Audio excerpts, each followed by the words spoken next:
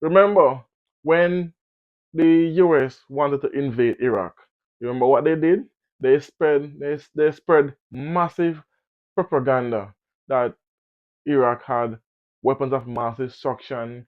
Saddam Hussein is a dictator, and he's doing all sort of human rights violation. This was pounded into everyone globally via the media. In the end, it turned out to all be lies. Welcome again to another episode of the WSXM channel. I don't know, my name is Stefan. So, there's a big flare between Belgium and Rwanda, where Paul Kagame, the president of Rwanda, just give the ambassadors of Belgium 48 hours to leave his country permanently, and they're severing all ties with the Belgians. But take a listen to this news briefing, and then I'm gonna explain to you why I think this is another Iraq and Libya situation. Take a listen to the news clipping first. Boom. President Paul Kagame's administration stated it had notified the government of Belgium of their decision to sever diplomatic relations with immediate effect. Rwanda attributed the decision to what they termed as Belgium's attempts to undermine Rwanda before and during the ongoing conflict in the Democratic Republic of Congo. Rwanda accuses Belgium of taking sides in the conflict, which has displaced over 500,000 people since January, and mobilizing against its former colony in an attempt to destabilize the country and the region. In the statement, Rwanda directed all Belgian diplomats in Rwanda to leave the country within 48 hours and assured the Brussels administration of protection of the premises, property, and archives of the Belgian diplomatic mission in Kigali.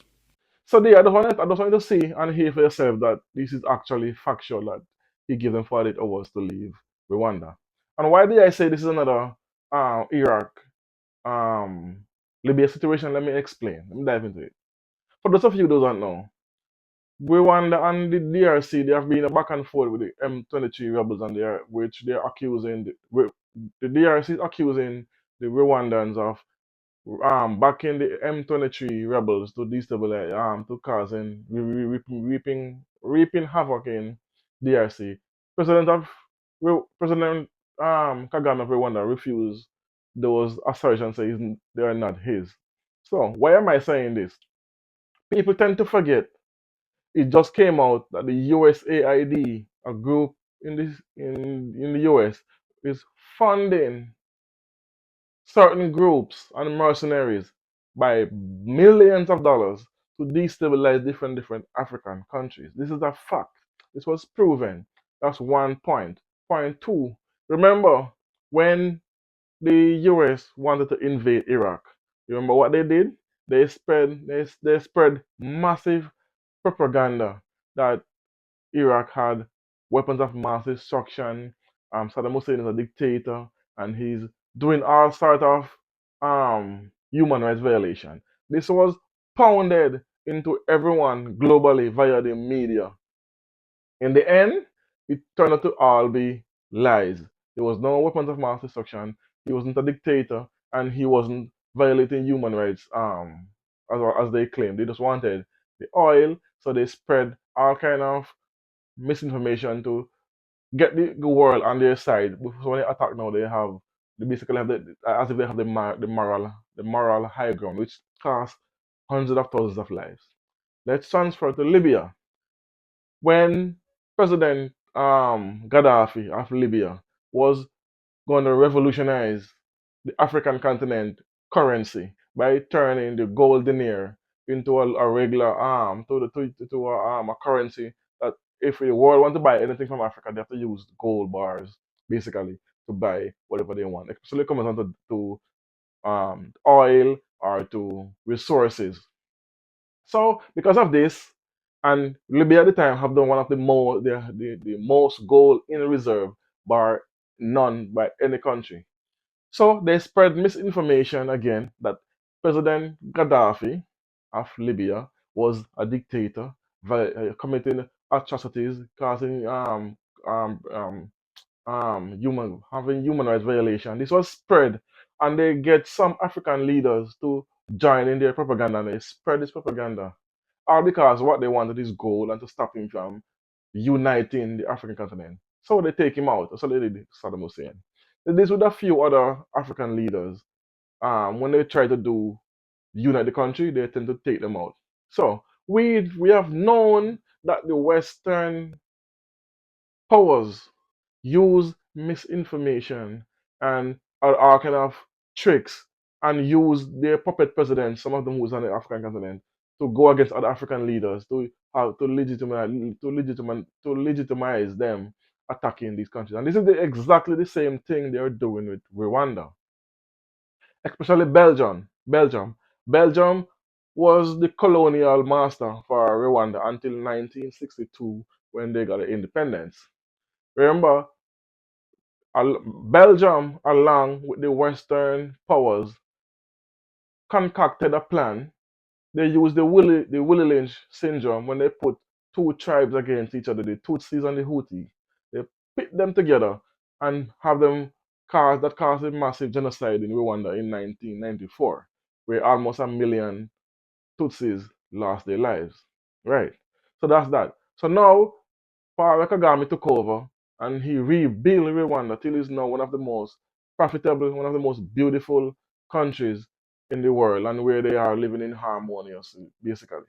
So you're telling me DRC, which is the Democratic Republic of Congo, have never seen any kind of peace from since ever since the DRC came into existence. Why? Because they have coltan. We all know coltan. I think there is the only place I can find coltan. They have other resources too, but that is what they use for the cell phones and the laptops and the televisions, and they have every resource you can think of. DRC has it, and every country globally wants it. So what? If DRCR should ever stop the civil war and start the fighting and start to kick out all these um colonial powers who is there, they and come to realize their worth, then now they would lose over. So they have to make sure DRC always is in chaos, always have civil war going on. So this is why they have mercenary groups and paid people, paid groups who are you or they are using because we know that's what they do. They use the Willie Lynch syndrome against black people by pitting them against each other, which is a proven. It's proven over the years to work. So why wouldn't they change their ways? And when last year, when the DRC had elections, remember what the current president stated during his campaigning that he's gonna go to war with Rwanda. That's what he was preaching to his people when he was campaigning. So naturally, that's another puppet there at work because he's using his position now to say he's gonna go to war with Rwanda to appease his people, and because they already pong it in their minds via media that Rwanda is the cause of everything that's happening in DRC, which is all false. Because think about this: every world power or every colonial country has an embassy in DRCR. Why is it every single country have an embassy there? What is so important in DRC? Why you need every single embassy in every single country is there? Because what? You have private airstrips where military planes have been flown in and flown out with massive amount of resources. This is a proven fact as well. Even the UN so-called peacekeeping group, when one of their drones crashed sometime last year, and what was in this drone? Gold bars, weapons, and parachutes. So they have been smuggling gold out of the DRC, but yet they are pointing their finger saying Rwanda is smuggling resources out of DRC and sending it to Qatar and to other countries. But yet we have private airstrips where military planes that carry trucks and tanks are loading up on resources and flying out. No one is pointing a finger at that, and people forgetting this because what they're making sure they're keeping this war going because destabilization, people won't have time to worry about what's going on over here because they are distracted by this. And this is why you see this whole narrative that the Rwandans are responsible for the M23 and they are funding it and this. We all know how the world works. They've done it to Libya, they've done it to Iraq, and they've done it to multiple other countries. So why is it people are forgetting these facts when they're talking and when they try to bring this up? Trying to paint Kagame as a dictator and as a someone who's committing atrocities. And then now, when they get the backing of the world by Anna, when I say world, I mean I'm talking about other African leaders, when they get them to convince their people that Rwanda is the bad guy, then they're gonna go in and attack Rwanda, and then they'll be justified. This is if I can figure this out and know this as a playbook, how is it these leaders, these so-called leaders in Africa cannot come to the conclusion that a matter of fact, it's impossible for them because even though they know they are puppets, they cannot go against the powers to be because they will lose their position as a president. And they will cause havoc in their countries as well because South Africa's President Ramaphosa tried to send soldiers to DRC to fight with them against M23. And what happened? His soldiers was a few of his soldiers lost their lives and it caused a big uproar in South Africa till they actually pulled back their soldiers. Why? Because Africans should not be fighting African. This includes any war, every civil war from the Sudan, what's going on in Sudan and other countries. So my point is, why is it they would not? I know currently the president of DRC and Rwanda is in Qatar to having a peace talk, but why they should have the M23 representative there as well? Because according to Kagame, he's not the one who's backing them, and they're not his people. The M23 are actually Congolese. So who is funding these people? Is it the powers to be hiding their hands and sending them millions because they did it the same thing with the Taliban. They did it with the other group I can't mention because I don't want to get demonetized. And so we know they are sending these monies to these groups to wreak havoc in these countries. So Belgium sanctioned Rwanda and they cut ties. So we don't really need you was a colonial power who was colonizing Rwanda. So of course we want to sever all ties with you. That's a given. But I hear people and they have other channels I see on YouTube peddling this nonsensical argument that Kagame is the reason for all of the DRC problems. This means they're also using certain influencers and paying them money to speak against these African nations. This is a fact.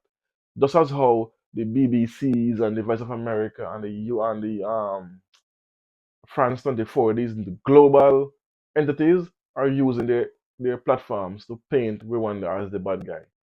I need facts, sure. I need facts. I don't need money. I need facts. I need evidence. I need proof to come to the forefront by our people, not by the outsiders. Because they can manufacture their evidence and put it in place whenever they want to do. That's what they does. They manufacture evidence, place it where they want it to be placed, and then report on it. Because they try the same thing with Burkina Faso, and what eventually did, he expelled every single one of them out of the country. The BBC, Voice of America, France 24, and all the major networks that are spreading propaganda in Burkina Faso. So we need Africans to have Africans to take care of Africa. We need to get African countries to come together in a whole and then attack this and attack. Come together and talk about this issue with the DRC. What is the issue? And we know what the issue is. First, the DRC need to have a leader that will stand up to the West. Expel all Western base because they say that the whole purpose of being in DRC is to help them to quell, but it's been erupting more and more and more. So that's mean they're not helping. So first thing, expel all Western and European countries out of DRC. First thing, then we can start to talk about having a true conversation with the African leaders to come to a conclusion to make this simmer down and have a rapport between African leaders and trade better. But I don't want no Western always to come and tell me Paul Kagame is the bad guy because they did the same thing with Libya, with Gaddafi, one of our great leaders. And it's after the fact people are gonna come to their senses and say, "Oh, we were tricked." And now Libya has not seen peace since they take out President Gaddafi. Same thing with Saddam Hussein. Iraq have not seen peace since they took him out of power and did what they did to Iraq. So that shows you they're not after peace. They're after resources. Anything they is there for them to make money. That's what they are there to do, to make sure they protect their interests. So anyway, what are your thoughts on this? Let me know what you think about it in the comment section. As always, tell a friend, like, comment, share, subscribe. Boom.